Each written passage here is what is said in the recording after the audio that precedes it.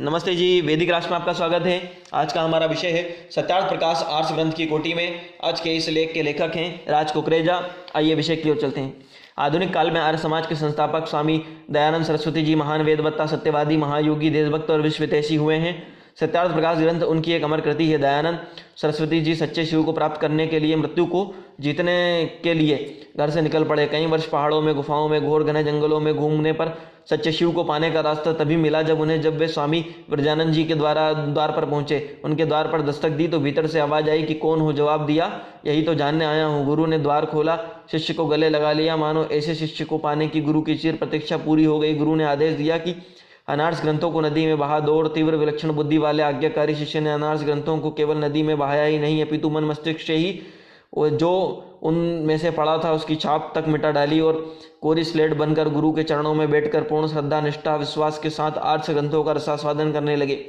आर्ष ग्रंथों में उनकी अगाध श्रद्धा ही सत्यार्थ प्रकाश है। ऋषि लिखते हैं कि महर्षि लोगों ने सहजता से जो महान विषय अपने ग्रंथों में प्रकाशित किए हैं, क्षुद्राशय मनुष्यों के कल्पित ग्रंथों में क्यों कर रहे सकते हैं, कैसे हो सकते हैं। महर्षि लोगों का आशय यहाँ तक हो सके वहाँ तक सुगम और जिससे ग्रहण करने में समय थोड़ा लगे, इस प्रकार का होता है। क्षुद्राशय लोगों की मंशा ऐसी होती है कि जहाँ तक कठिन रचना करनी, जिस प्रकार बड़े परिश्रम से पढ़ के अल्प लाभ हो सके। आर्ष ग्रंथों का पढ़ना ऐसा होता है कि एक गोता लगाना, बहुमूल्य मोतियों का पाना। ऋषि प्रणीत ग्रंथों को भी पढ़ना इसके लिए चाहिए कि वे बड़े विद्वान, सर्व शास्त्रविद और धर्मात्मा थे।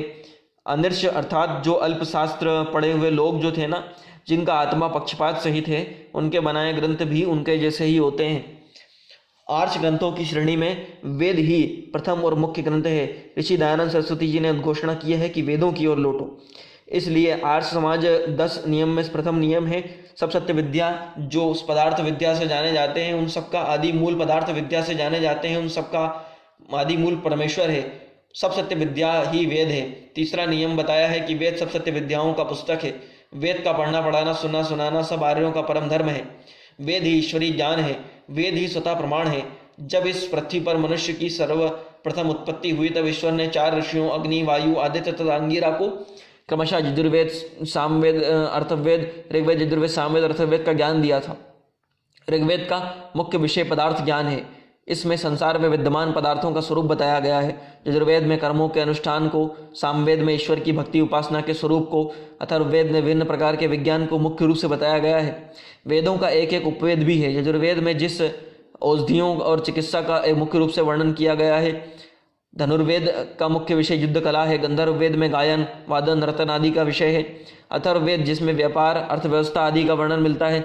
वेद मंत्रों के गंभीर और सूक्ष्म अर्थों को स्पष्टता से समझने के लिए ऋषियों ने 6 अंगों की रचना की, जिन्हें वेदांग कहते हैं। ये है शिक्षा, कल्प, व्याकरण, निरुक्त, छंद और ज्योतिष।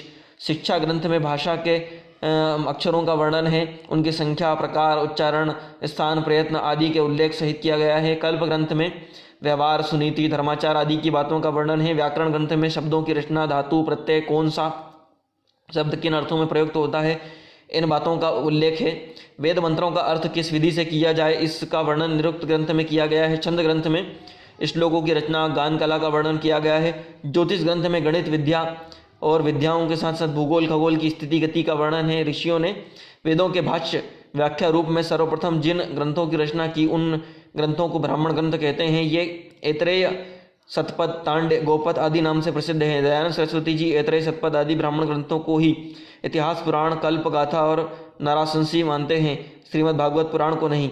आर्ष ग्रंथों में 6 दर्शन शास्त्र हैं, जिन्हें उपांग कहते हैं। जैमिनी ऋषिकृत मीमांसा दर्शन में कर्म, धर्म, कर्म, यज्ञादि का वर्णन है। कणाद ऋषिकृत वैशेषिक दर्शन में ज्ञान विज्ञान का, गौतम ऋषिकृत न्याय में तर्क, प्रमाण, व्यवहार और मुक्ति का, पतंजलि ऋषिकृत योग दर्शन में योग, साधना, ध्यान, समाधि, कपिल ऋषिकृत सांख्य दर्शन में प्रकृति, पुरुष, ईश्वर और जीव, व्यास ऋषिकृत वेदांत दर्शन में ब्रह्म, ईश्वर का वर्णन है। ऋषि दयानंद जी ने उपनिषदों को भी आर्ष ग्रंथ माना है। इन उपनिषदों में ईशोपनिषद प्रमुख है।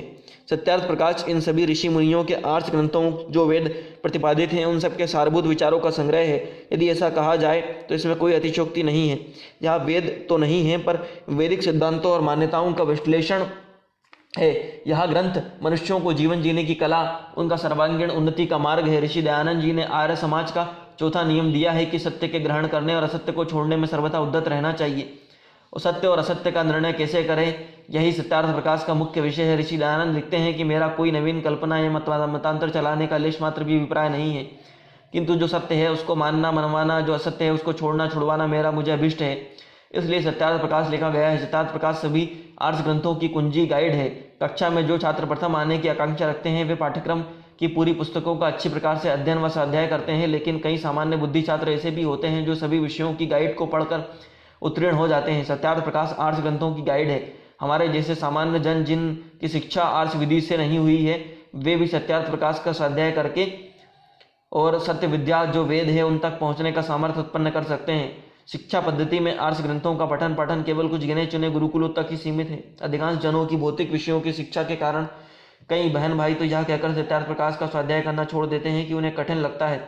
प्रथम में तो यह कार्य कठिन लगता ही है, पर हम सभी कार्यों को छोड़ नहीं देते। नन्हे बालक को प्रथम दिन माँ की गोद छोड़कर पाठशाला जाना कितना कष्ट प्रदान करता है। कुछ ही दिनों में अभ्यास के बाद बालक स्वयं ही खुशी खुशी जाने लगता है।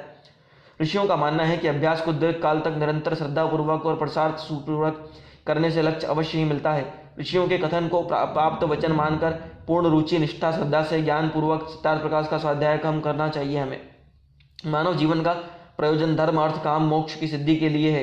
इन ऋषि प्रणीत आर्ष ग्रंथों की विद्या न जानने के कारण ही आज मनुष्य विभिन्न अंधविश्वासों कुरीतियों पाखंडों नास्तिकता में फंस गया है। ईश्वर को अपनी आत्मा में ना खोजकर दर दर भटकता हुआ दुखी और शांत जीवन जी रहा है। वर्तमान काल में अविद्या ज्ञान का साम्राज्य छाया हुआ है। स्वार्थी पाखंडी धूर्त लोग लाखों करोड़ों लोगों को अपने अनुयायी बनाकर भ्रमित कर उल्लू सीधा करने में लगे हैं। लोग भी अज्ञानता और भेड़चाल के कारण उनके चंगुल में फंस रहे हैं, दुखी हो रहे हैं। ऋषि दयानंद सत्यार्थ प्रकाश में ऐसे लोगों के लिए लिखते हैं कि अंधों के पीछे अंधे चले तो दुखी क्यों ना हो। विद्वान लोग ही यथार्थ ज्ञान को जानकर यथा योग्य व्यवहार करके अज्ञानियों को दुख सागर से तारने के लिए नौकारूप होना चाहिए। सत्यार्थ प्रकाश सब प्राणी मात्र का ग्रंथ है। यह किसी व्यक्ति अथवा किसी एक वर्ग विशेष के लिए नहीं है, सार्वभौमिक और सार्वकालिक है।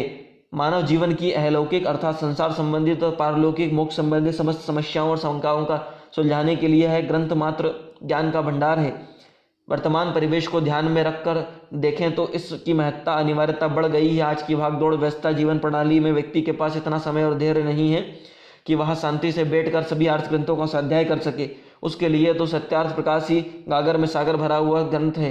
जो मानव इस आर्ष ग्रंथ का पूर्ण रुचि निष्ठा और श्रद्धा से लंबे काल तक निरंतर अध्ययन और उसके अनुसार आचरण करता है, अपने जीवन को पावन और पवित्र बना लेते हैं, ईश्वर की ओर अग्रसर होते हैं। आर्य समाज के सत्यार्थ प्रकाश अमर रहे के जय घोषों की परंपरा बनी हुई है। सत्यार्थ प्रकाश की अमरता तभी हो सकती है जब हम पूरे मनोयोग से इस आर्ष ग्रंथ का स्वाध्याय करें, अपने दैनिक जीवन में आचरण में व्यवहार में लाएं। परमपिता परमात्मा हम सभी की बुद्धि को सन्मार्ग की ओर प्रेरित करे। प्रस्तुत लेख के लेखक थे राज कुकरेजा। प्रस्तुत लेख को जो है टंकारा समाचार 2014 के अंक से लिया गया था। इसके लिए हम आभारी हैं। इस तरह के और वैदिक लेखों के लिए, प्रेरणादायक कहानियों के लिए, महापुरुषों के जीवन के प्रेरक प्रसंगों के लिए, वैदिक भजनों के लिए वैदिक राष्ट्र यूट्यूब चैनल को लाइक करें, शेयर करें, सब्सक्राइब करें, बेल आइकॉन की घंटी को दबा दें। अपने कीमती सुझाव कमेंट करें। धन्यवाद।